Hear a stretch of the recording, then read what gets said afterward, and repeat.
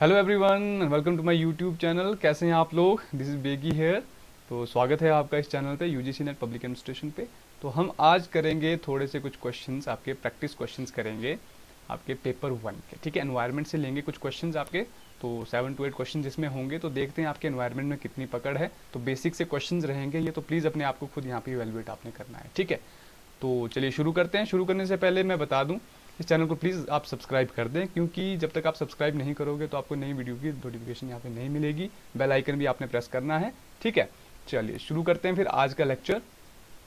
तो उससे पहले मैं आपको बता दूं कि मैं अनअकैडमी प्लस में भी एजुकेटर हूँ। ठीक है, प्लस एजुकेटर हूँ वहाँ पे, और वहाँ पे पब्लिक एडमिनिस्ट्रेशन की क्लासेस लेता हूँ प्लस में। ठीक है, हमारे वहाँ पे कोर्सेज चल पड़े हैं। ठीक है, तो आप वहाँ पे अगर प्लस सब्सक्रिप्शन लेना चाहते हैं तो बेगी 10 यहाँ पे यूज़ करना है आपने 10% डिस्काउंट के लिए। ठीक है, आपको प्लस सब्सक्रिप्शन के लिए अगर आपको चाहिए 10% डिस्काउंट, तो बेगी 10 यहाँ पे यूज़ करना है आपने रेफरल कोड। ठीक है, तो 6 मंथ्स का अवेलेबल है, 12 मंथ्स का अवेलेबल है, 24 मंथ्स का अवेलेबल है। अकॉर्डिंग टू योर प्रेपरेशन, जितनी आपकी प्रेपरेशन हो चुकी है उसके हिसाब से आप जो है प्लस सब्सक्रिप्शन यहाँ पे ले सकते हैं। ठीक है, चलिए तो ऑनगोइंग कोर्सेज कौन कौन से हैं हमारे, देखो क्रैश कोर्स पार्ट 1 हमने कंप्लीट कर लिया है। प्रैक्टिस कोर्स हमारा कंप्लीट हो चुका है लास्ट मंथ। ठीक है, रनिंग कोर्स में हमारा चला है crash course part 2 public administration का। तो बहुत इंपॉर्टेंट ये पार्ट रहेगा, क्योंकि क्रैश कोर्स पार्ट 1 में हमने थ्योरेटिकल सारा कवर किया था पब्लिक एडमिनिस्ट्रेशन का, और पार्ट 2 में हम डिस्कस करेंगे यहाँ पे इंडियन एडमिनिस्ट्रेशन, ठीक है, स्टेट एडमिनिस्ट्रेशन, आपका फाइनेंशियल एडमिनिस्ट्रेशन, यानी कि सारा का सारा पब्लिक एडमिनिस्ट्रेशन 1 जून टू 30 जून तक हमारा कंप्लीट हो जाएगा। ठीक है, तो आपने प्लीज़ इंश्योर करना है कि ज्वाइन कर ले टाइम से, क्योंकि अभी ज़्यादा लेट नहीं हुआ है। तो अगर ज्वाइन करना है आपने तो बेगी 10 यहाँ पे यूज़ करना है आपने रेफरल कोड। ठीक है, आपको 10% डिस्काउंट मिल जाएगा। जल्दी से ज्वाइन कर लीजिए, क्योंकि जितना लेट करोगे आपका उतना ही नुकसान है। ठीक है, so here is the thought of the day, छोटा सा मोटिवेशन आपके लिए। Some people dream of success while others wake up and work. कुछ लोग सक्सेस की सिर्फ सोचते हैं, सक्सेस के बारे में सिर्फ सपने लेते हैं, लेकिन जो दूसरे लोग होते हैं जो सक्सेस होते हैं वो उठते हैं, ठीक है, और अपना काम करते हैं और हार्ड वर्क करते हैं। ठीक है, तो ये था आपका thought of the day. So please get up from your bed and work hard, start working. Okay, तो moving to the practice questions, here is the first question. Please pause कर लेना वीडियो को, ठीक है, और वीडियो को pause करने के बाद ही आंसर देना है आपने। ठीक है, तो here is the first question, और इवेलुएट करना है खुद को, और स्कोर भी बताना है कमेंट बॉक्स में कि कितना आपका स्कोर यहाँ पे रहा है। ठीक है, तो here is the first question. The term Meta population was coined bye, Meta population, Meta population जो टर्म है इसको किसने कॉइन किया है आपने बताना है। ऑप्शन है आपके Richard Levins, Kurt Lewin, both A and B, या फिर इनमें से कोई नहीं। ठीक है, वीडियो को पॉज करिए और आंसर दीजिए अपना। ठीक है, तो एक बात बता दूं कि ये क्वेश्चन जो है ये हमने कर लिए हैं, स्पेशल क्लास भी इसके लिए ले ली है मैंने। ठीक है, तो उसका मैं लिंक आपको डिस्क्रिप्शन में दे दूंगा, अनअकैडमी की प्रोफाइल भी दे दूंगा, वहाँ पे फॉलो जरूर करना है मुझे। ठीक है, वहाँ पे स्पेशल क्लासेस ले रहे हैं हम पेपर 1 की। ठीक है, तो राइट आंसर क्या है, रिचर्ड लेविन्स। ठीक है, रिचर्ड लेविन्स ये टर्म एक तरह से कॉइन करी थी मेटा पॉपुलेशन। मेटा पॉपुलेशन क्या होता है, मेटा पॉपुलेशन होता है जब सेम पॉपुलेशन आपके स्पेस के हिसाब से अलग अलग जगह पे होती है, लेकिन सर्टेन टाइम में, सर्टेन पॉइंट ऑफ टाइम में, फॉर एग्जांपल यहाँ पे कोई पॉपुलेशन है, यहाँ पे कोई पॉपुलेशन है, लेकिन आपस में कैसे हैं, दूर दूर है, ठीक है, डिस्टेंस है, लेकिन कुछ टाइम बाद वो मिल जाते हैं at a certain point of time. ठीक है, मतलब सेम स्पीशीज की होती है, सेम ही पॉपुलेशन होती है, लेकिन अलग अलग होती है, डिस्टेंट होती है, एक दूसरे से अलग अलग रहती है, लेकिन किसी टाइम पे वो मिल जाती है। ठीक है, तो दैट इज मेटा पॉपुलेशन। ठीक है, एमिग्रेशन मीन्स, सेकंड क्वेश्चन क्या बोल रहा है, देखो एमिग्रेशन क्या होता है बताना है आपने। ठीक है, तो वीडियो को पॉज कर लेना है, उसके बाद आपने आंसर करना है। ठीक है, तो एमिग्रेशन क्या होता है, एमिग्रेशन होता है जी आपका लीविंग अ कंट्री, किसी कंट्री को छोड़ना, दैट इज एमिग्रेशन। दूसरा एक वर्ड आता है दैट इज इमिग्रेशन। इमिग्रेशन क्या होता है, इमिग्रेशन होता है आपका कमिंग टू ए कंट्री, जब किसी कंट्री में आप आते हो दैट यू आर इमिग्रेंट। ठीक है, जब आप जाते हो किसी कंट्री से बाहर दैट यू आर एमिग्रेंट। ठीक है, तो एमिग्रेशन इमिग्रेशन ये हमने लेक्चर में कर लिया है स्पेशल क्लास में, तो अगर आपने स्पेशल क्लास देखनी है ये वाली, ठीक है, तो इस स्पेशल क्लास के लिए आपको मैं लिंक दे दूंगा डिस्क्रिप्शन में, तो वहां से आपने देख लेना है। ठीक है, रिकॉर्डेड फ्री ऑफ कॉस्ट है। ठीक है, प्लस में नहीं है, स्पेशल क्लास है, फ्री क्लास। ठीक है, moving to the next question, the term ecology was coined by, जो टर्म इकोलॉजी है इसको किसने कॉइन करा था, Kurt Goldstein, Ernest Haeckel, Kerlinger, या फिर हर्बार्ट। तो राइट आंसर क्या है, अर्नेस्ट हैकल। ठीक है, अर्नेस्ट हैकल ने जो इकोलॉजी टर्म है इसको कॉइन किया था। ठीक है, तो याद रखना इसको, बहुत इंपॉर्टेंट है ये। कर्ट गोल्डस्टेन ने क्या किया था, सेल्फ एक्चुअलाइजेशन दिया था इन्होंने। ठीक है, सेल्फ एक्चुअलाइजेशन, और कर्लिंगर ने डेफिनेशन दी थी, और साथ ही साथ हर्बार्ट ने क्या दिया था, memory level of teaching, MLT, याद रखना है आपने इसको। ठीक है, this was the question number 3। Moving to the next question, question number 4, ecological footprints are, ecological footprints क्या होते हैं भाई, बताओ। वीडियो को पॉज कर लेना है, अच्छे से देख लेना है क्वेश्चन को। ठीक है, तो मैं आपको आंसर बताता हूं ताकि आपका टाइम यहाँ पे वेस्ट ना हो।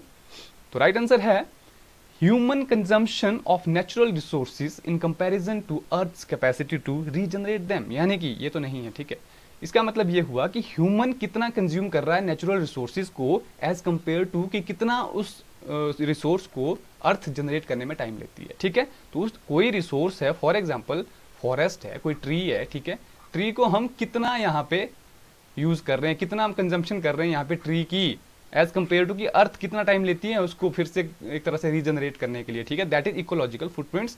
इन शॉर्ट हम कह सकते हैं कि भी ह्यूमन का कितना यहाँ पे कंजम्पशन हो रहा है नेचुरल रिसोर्सेज का, ये यहाँ पे तय होता है, और इसको हम मापते हैं ग्लोबल हेक्टेयर में। ठीक है, GHA, ये इसकी एक तरह से यूनिट होती है इसको मेजर करने की, ग्लोबल हेक्टेयर। ठीक है, moving to the next question, ecosystem was defined by Arthur Tansley in, ecosystem Arthur Tansley ने यहाँ पे जो है क्या किया था, डिफाइन किया था। तो कब किया था ये आपने इसमें बताना है। ठीक है, 1923, 1935, 1933 और 1943।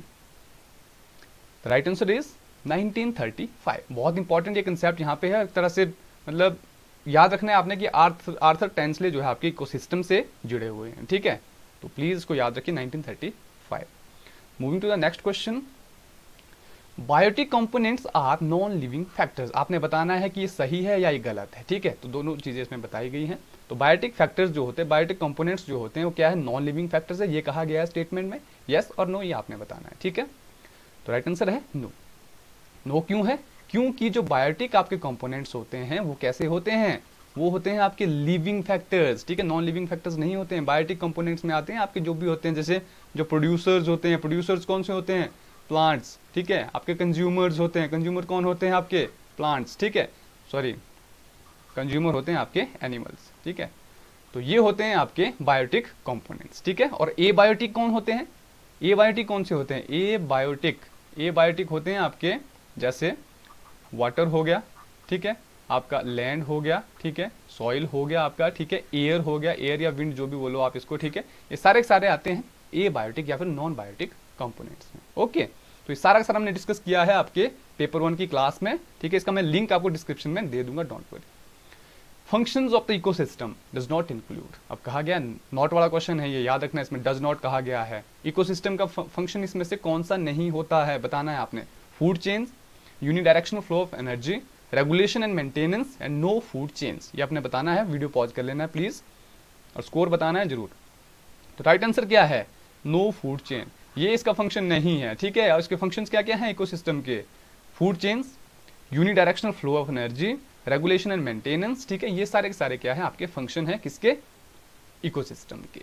Okay, moving to the next question, cybernetic system means, अब साइबरनेटिक सिस्टम क्या होता है ये बताना है आपने। ठीक है, auto maintenance and regulation, regulation and control by other, no control system या फिर ऑल ऑफ द एबव। आप वीडियो को पॉज जरूर कर लें। ठीक है, राइट आंसर क्या है, सेल्फ मेंटेनेंस एंड रेगुलेशन। देखो क्या होता है, साइबरनेटिक सिस्टम को हम बोल सकते हैं ऑटोमेटिक सिस्टम भी। ठीक है, ऑटोमेटिक सिस्टम का मतलब क्या हुआ, जहां पे सारे के सारे सिस्टम, सारे के सारे जो एक तरह से सीरीज ऑफ इवेंट्स होते हैं वो क्या होते हैं, ऑटोमेटिक होते हैं। फॉर एग्जांपल साइबरनेटिक इकोसिस्टम की अगर हम बात करें, इसमें क्या होता है, इकोसिस्टम में लैंड अपना काम खुद करता है, ठीक है, एयर अपना काम खुद करती है, ठीक है, आपके जो डिकम्पोजर्स होते हैं वो अपना काम खुद करते हैं, ठीक है, प्लांट्स अपना काम खुद करते हैं, एनिमल्स अपना काम खुद करते हैं, उनको कोई फोर्स नहीं करता है किसी को अपना काम करने के लिए। ठीक है, दैट्स वाई ये क्या है आपका साइबरनेटिक सिस्टम है, ऑटो कंट्रोल रहता है। ठीक है, सारे के सारे इसमें एक तरह से मेंटेनेंस और रेगुलेशन सेल्फ होती है। ठीक है, अपने हिसाब से एनवायरनमेंट यहाँ पे सब कुछ करता है, इकोसिस्टम सब कुछ करता है, दैट इज साइबरनेटिक सिस्टम। जैसे आपकी ऑटोमेटिक मशीन्स होती हैं वो भी साइबरनेटिक सिस्टम का ही एक पार्ट होता है जो खुद ब खुद काम करती है सारा का सारा। ठीक है, तो ये थे जी आपके क्वेश्चंस आज के, आई होप आपको पसंद आए होंगे। तो please like share and subscribe जरूर करना है इस चैनल को, यूट्यूब चैनल को, यूजीसी नेट पब्लिक एडमिनिस्ट्रेशन को। तो ये प्लस सब्सक्रिप्शन अभी मैं आपको बता रहा हूँ कि ले लो, बेगी 10 यूज़ करके आप 10% डिस्काउंट यहाँ पे पाओगे अपनी फीस के लिए। तो एटलीस्ट 6 मंथ्स का ले लो या फिर 12 मंथ्स का ले लो या 24 मंथ्स का ले लो, ठीक है। जितना लंबा प्लान आप लोगे उतना ही ज़्यादा आपको यहाँ पे बेनिफिट होने वाला है फीस में, ठीक है। तो मैं रेकमेंड करता हूँ कि दिसंबर तक का तो ले ही लो आप, ठीक है, एटलीस्ट 6 मंथ्स का। तो ऑनगोइंग आपको कोर्सेज, जैसे कि मैंने आपको पहले बताया कि क्रैश कोर्स हमारा पार्ट 1 खत्म है, उसको रिकॉर्डेड आप देख सकते हो अगर अभी भी आप प्लस लेते हो, ठीक है। उसका प्रैक्टिस कोर्स था हमारा, वो भी कंप्लीट हो गया है, तो उसको भी आप देख सकते हो रिकॉर्डेड। और ये चला है जी आपका आजकल हमारा लाइव, ठीक है, पार्ट 2, तो इसको आपने देखना है। तो प्लीज़ अगर आज शाम को 5:30 बजे भी क्लास है, ठीक है, तो डेली हमारी क्लास होगी 1 जून से 30 जून तक, 30 क्लासेज होंगी, बहुत इंपॉर्टेंट होने वाली है आपके लिए। तो डेली 5:30 होती है, 5:30 to 7, तो 1.5 घंटे की क्लास होती है, तो प्लीज़ आपने एनरोल जरूर करना है, ठीक है। तो thanks for watching and please like share and subscribe this channel. Have a nice day.